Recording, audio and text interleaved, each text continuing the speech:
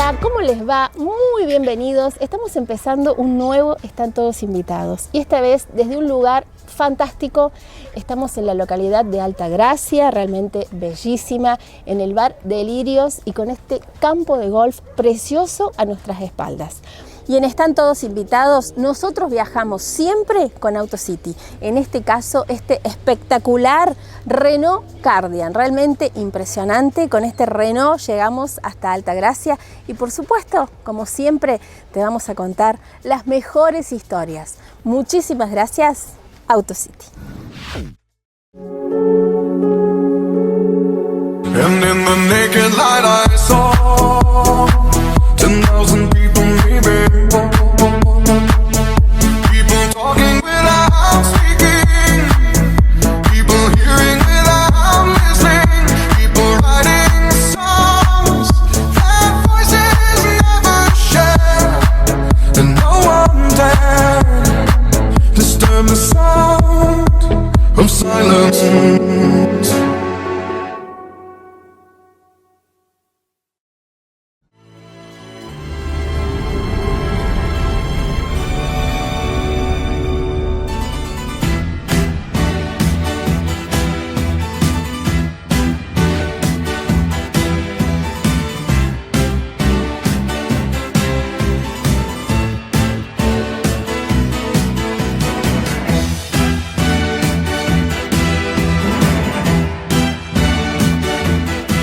Un 10 de julio de 1954, en la muy cordobesa localidad de Altagracia, nació Raúl Alberto Barceló. Desde muy pequeño tuvo en claro qué lo apasionaba: contar, narrar, entrevistar, y si era sobre el mundo motor, mejor todavía. Hoy, después de tantos logros y glorias, de trabajar en los medios más importantes y codearse con los mejores, este periodista apasionado nos recibe y nos cuenta generosamente su historia. En este Están Todos Invitados vamos a conocer a alguien, pero que por supuesto es muy famoso y tiene una historia que merece ser contada. Agradecemos por supuesto su atención, su tiempo. Van a ver quién es. Acá está, a mi lado. No, por favor, a ustedes que se han venido desde Río Cuarto. Un placer, vale la pena. Yo he vuelto a mi pago, a esto donde nací, porque, bueno, creo que uno va cumpliendo etapas y una de las etapas importantes de mi vida ya las cumplí, trabajando mucho. De todo, Raúl. He hecho mucho, así que ahora sigo trabajando, pero más tranquilo. Pero en el paraíso. Y sí. Contanos, vos naciste acá. Sí, soy nacido y criado acá. Mi cercanía con el periodismo desde siempre. Y mi papá era escribano, mi mamá ama de casa, nada hereditario, sino que es una pasión que yo sentía naturalmente. ¿En qué momento de tu infancia sentiste que te iba a gustar el periodismo y el periodismo deportivo? Yo tenía 8 o 9 años. Ajá. Y jugaba a hacer peleas de boxeo con mi papá, y entonces hacía la crónica de la pelea. Yo lo hacía muy concentrado, muy en serio. Entonces el round duró 3 minutos, el padre pegó así, pegó así. Pues los viernes yo hacía un resumen para mí, un resumen de lo que había pasado en el colegio de toda la semana. Claro, ya tenías eso de contar. ¿Y cómo fue evolucionando esta pasión? Fue evolucionando porque naturalmente empecé a hacer reportajes y nadie me mandó, ni me incitó, ni nada. Lo que pasa es que también tuve la suerte de que en el momento que uno está despertando a la vida, 12, 13 años, la pubertad, se daba que Oreste Berta ya vivía en Altagracia, ya se empezaba a hablar de él, y cuando él gana, o mejor dicho, el equipo Torino con Gradasi gana en San Pedro en febrero del 67, la Argentina descubre que había un mago, había alguien que era el dueño de la técnica de ese momento, muy joven, y entonces empezaron a venir corredores, los más importantes, los que yo veía en las revistas, empezaron a venir a Altagracia a hablar con él.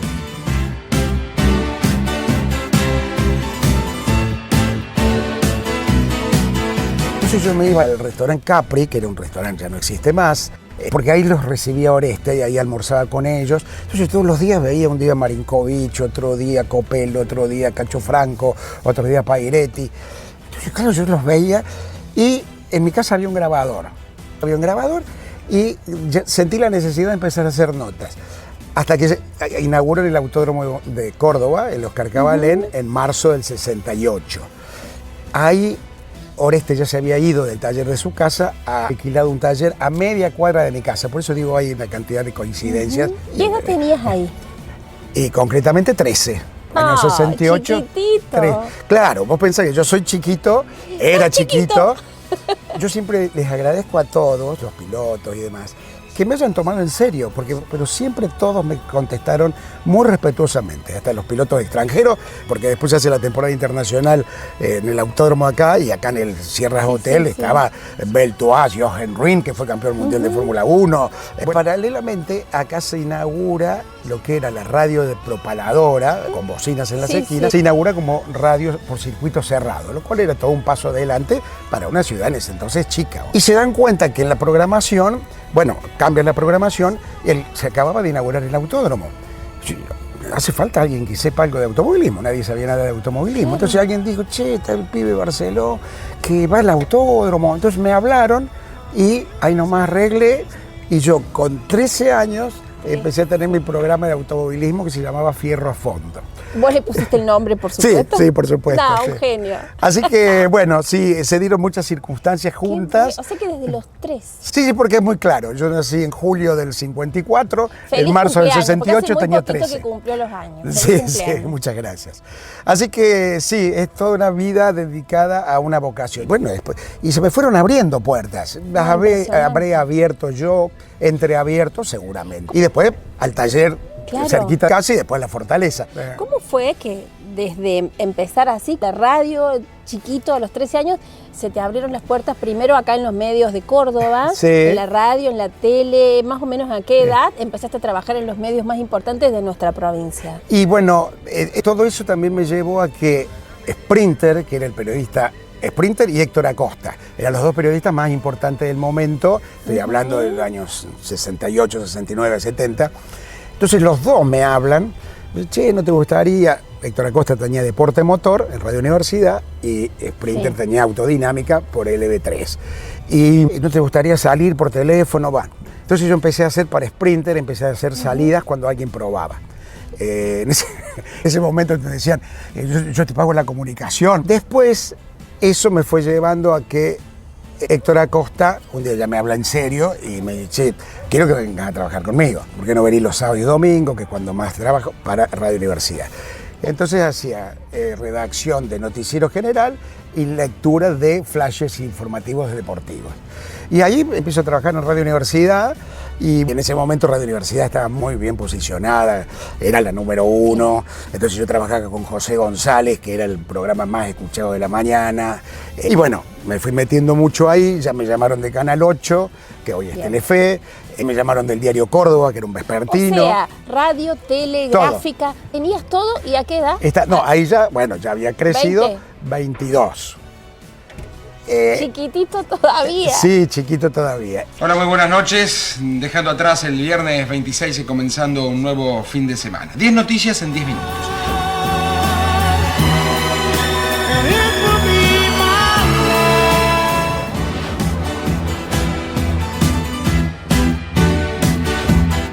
Se me fueron abriendo las puertas. Te lo ganaste. Posiblemente la fui aprovechando, Obvio pero que sí. se me fueron abriendo las puertas. Héctor Acosta, que relataba la Fórmula 1 para ATC en ese momento, en la televisión pública hoy, era un tipo muy considerado. Entonces él viajaba a Europa todas las semanas. Con Héctor teníamos un programa en Canal 8, él lo producía, 8 Deportes. Entonces Héctor me viene, todo esto por supuesto, yo con 20 y pico de años, ya habían pasado algunos años, y soltero. Yo todavía viví en Altagracia, nunca me gustó irme de Altagracia. Pese a que viví 41 años en Buenos Aires, pero por eso ahora me volví. En Buenos Aires en ese momento era 60 minutos. Era el noticiero más visto, claramente.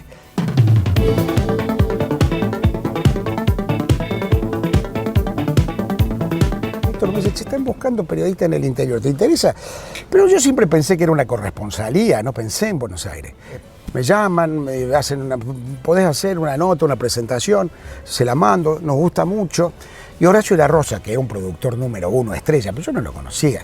Por eso tenía cierta rebeldía de plantarme, porque yo ni tenía pensado ir a Buenos Aires, ni sabía quién era La Rosa. Entonces me llama La Rosa, nos gustó mucho lo que hizo. Dice, pero usted no tiene tonada cordobesa. Es verdad. Claro, entonces... Es verdad. Porque claro, desde chico Tenés yo... un tono como más neutro. Como más neutro. Porque desde siempre, pensé que ahora que me he vuelto, Sí. he retomado un poco la tonada. Pero No, siempre he tenido... Voz de locutor. como hablando siempre para Sí, una transmisión. Tal cual. Entonces, me dice, usted no tiene tonada cordobesa. Yo sentí una ofensa. Entonces digo, mire, si quieren alguien con tonada cordobesa, búsquenlo al Negro Álvarez, se van a divertir además. Y no se ofenda, no se ofenda. Entonces me dice, ¿sabe qué pasa en televisión? No podemos perder tiempo. Entonces, si yo lo busco a usted tiene que tener una identificación propia desde el primer momento. Entonces a mí se me ocurría que usted podría ser el cordobés. Entonces digo, mire, yo no voy a cambiar mi manera de hablar, así que le agradezco mucho. Bueno, yo lo voy a volver a llamar. Me vuelven a llamar y me véngase a Buenos Aires. Me voy a Buenos Aires y bueno, y ahí empezó lo de ATC. Singular proyecto fue presentado en la Cámara de Diputados. Consiste en el nombramiento de jueces en institutos penales. Nos despedimos. El lunes venidero, Dios mediante, a la medianoche, 10 noticias en 10 minutos. Que disfrute este fin de semana. ¿Y cómo fue esto de pasar de Altagracia a Buenos Aires y adaptarte a esa vida, a ese ritmo? No fue tan fácil porque, ya te digo, yo pensaba siempre en una corresponsalía. Cuando voy a Buenos Aires me hacen una cantidad de pruebas, me maquillan. Yo decía, ¿qué profesionalismo? Pero viste, vos no preguntás porque te van llevando, sí. Me llevaban a maquillaje, me llevaban acá, me llevaban allá. ATC en ese momento era un palacio. ¿Y qué año estamos hablando más o menos? Año 82. Entonces me hacen todas las pruebas y a la noche me dice la Rosa, ¿te interesa trabajar con nosotros? Sí. Bueno, tendrías que venir el lunes próximo a vivir a Buenos Aires. ¡Qué bomba! Perdón, ¿cómo es esto? Si no era una corresponsalía, no. Te queremos trabajando acá. Yo tengo una vida armada. ¿Ya tenías esposa? No. Todavía no. Estaba soltero, Bien. eso también influyó, porque casado, con hijos, Es más difícil. es más difícil. Todos me decían, pero anda, Claro, ni lo pero pienses, sos anda. joven, soltero, probá de última.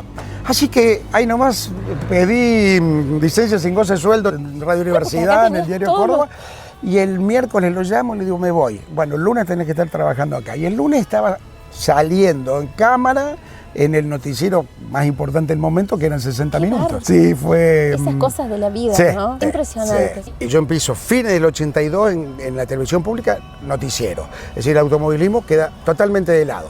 Por supuesto, yo seguía enterado, pero en el 83, al año siguiente, empieza a retomar fuerza el automovilismo nacional. Y lo que estaba medio postergado, que era la televisación de las carreras. Y el productor más importante de automovilismo, que era Domingo Cutuli, que era el representante de Reutemann, que era muy amigo de Héctor Acosta, me llama y me dice, vamos a empezar a televisar las carreras por ATC. Como vos no podés viajar, para las transmisiones va a ir Héctor a las relatos y vos, en ese momento había que tener a alguien en estudios porque si se cortaba el cable coaxil. Entonces, y vos te vas a quedar en estudios. Es decir, que ya hacía noticiero y automovilismo. Hacía eso, iba a relatar y además me invitan del Espejo, el programa El Espejo, que fue muy exitoso, que recorría todo el país a trabajar con ellos. Vamos a recibir a un periodista especializado en este tema, el señor Raúl Barceló. Adelante, Raúl. Hola.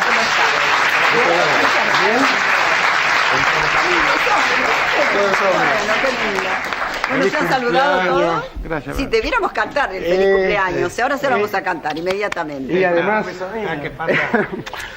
además anoche lo festejamos. Y las carreras que relataste, hay una Sí. que la vimos todos y que la ven para Sí. ser inolvidable ese relato, ¿no? Sí, Contraverso. Contraverso en General Roca, 3 de abril del 88.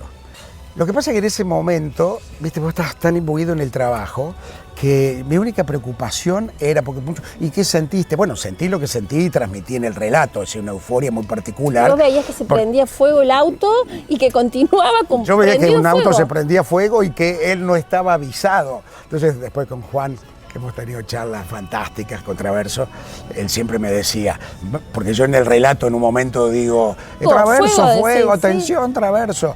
Y entonces Él me decía, menos mal que vos me avisaste, si no me quemo. Pero ese humor tan particular que tenía. Pero sí, fue un relato que Épico. nació del Épico. alma. Sí, quedó. Sí, claramente dentro de lo que son las carreras televisadas, es la carrera Sí, más recordada. Es la más recordada y tiene tu voz. Claramente, Y toda la emoción sí, que le sí, pusiste, sí, la- inolvidable. Atención, Traverso, cuidado, hay muchas llamas, ganó Traverso. Primero Traverso, segundo Silvio Oltra, detiene su auto, se baja Juan María, allí se ve, Juan María se baja, qué impresionante monstruo Traverso, volvió a ganar.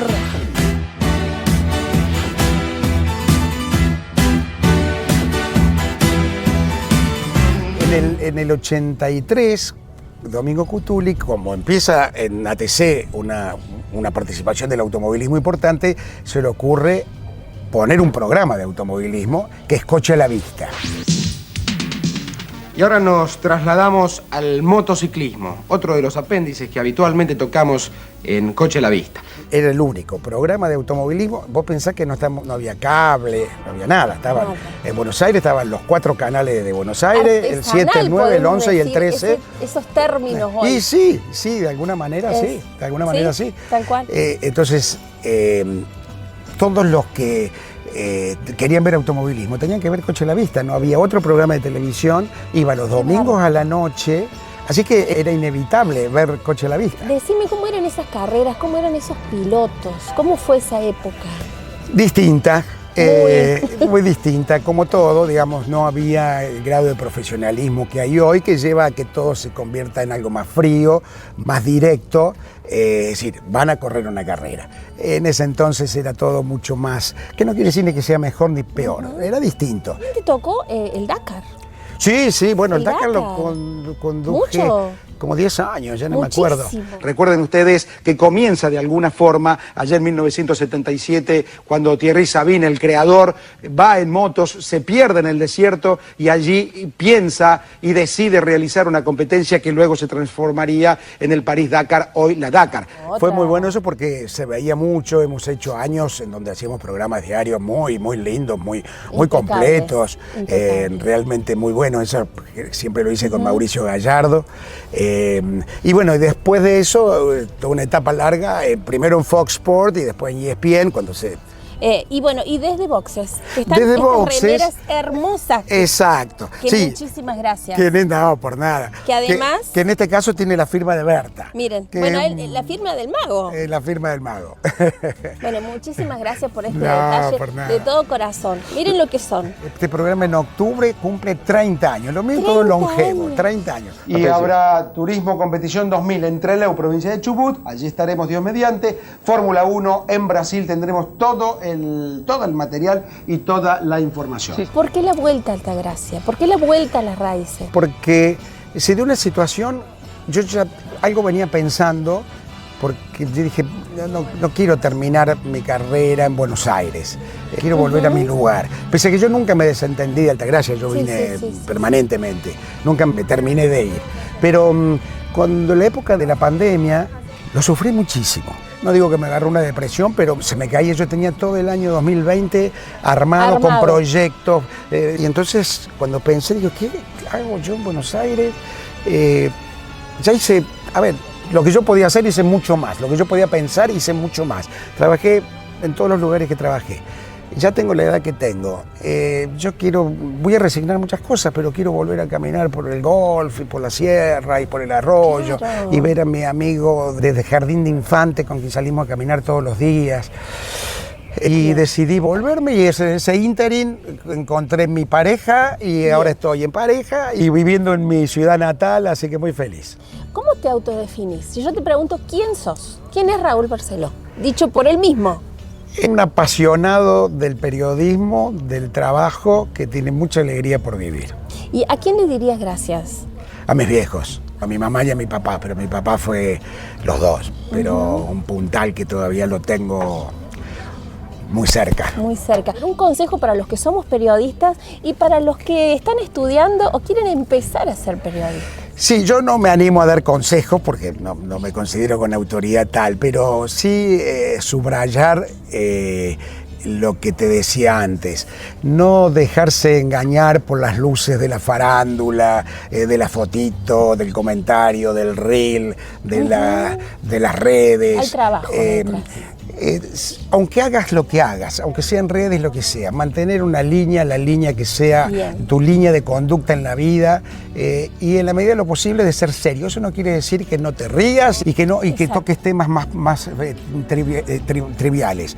El tema es mantener la seguridad de que estás en tu línea, en tu eje, ser serio. Eso va a hacer que seas creíble, y el ser creíble te va a dar la posibilidad que sigas trabajando, como en mi caso hasta el día de hoy. Yo sigo por el Garage, los miércoles a las 19 horas se repite el Garage TV, y por supuesto nuestro canal de YouTube. Y bueno, pronto van a tener más novedades. Dentro de una semana voy a presentar un libro que se llama Raúl Barceló, Rectas y Curvas de su vida periodística. Que no lo escribí yo, lo escribió un biógrafo. Pero es tu historia. Es mi historia. Muchísimas gracias. No, a vos por venir hasta acá. Una última pregunta. Si aparece el Raúl chiquito, que vivía también en Altagracia, de 4 años, 5 años, y que seguro que tenía una sonrisa de oreja a oreja, y era travieso, y no sé, y se te para acá y te mira, ¿qué le decís?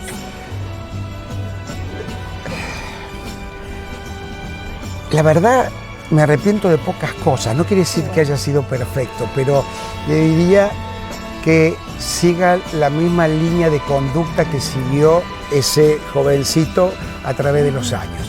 Que al final eso va a dar sus frutos. Y vale la pena. Vale la pena. Muchísimas gracias. A vos, un placer. a vos. Muy lindo reportaje. Muchísimas gracias, me a encantó. Vos. Un placer. Lo aplaudo, porque es un señor del periodismo impresionante contar su historia. Muchas gracias. Muchísimas gracias Canal C por transmitirnos a todo el país, también a Uruguay. Saben que en 7 días volvemos a tener una nueva historia, de esas que valen la pena contar, como esta, la de Raúl, que compartimos hoy. Muchísimas gracias, están todos invitados y nos vemos en 7 días. Raúl tiene el don de la palabra, del relato y también de contarlo con alegría y entusiasmo. Un entusiasmo que transmite generosamente quien tenga la suerte de conocerlo. Con una carrera prestigiosa en los mejores medios provinciales y nacionales. Un profesional intachable del periodismo motor. Hoy elige volver a vivir en su Altagracia natal y seguir siendo feliz, manteniendo siempre encendida la chispa de la actividad que ama.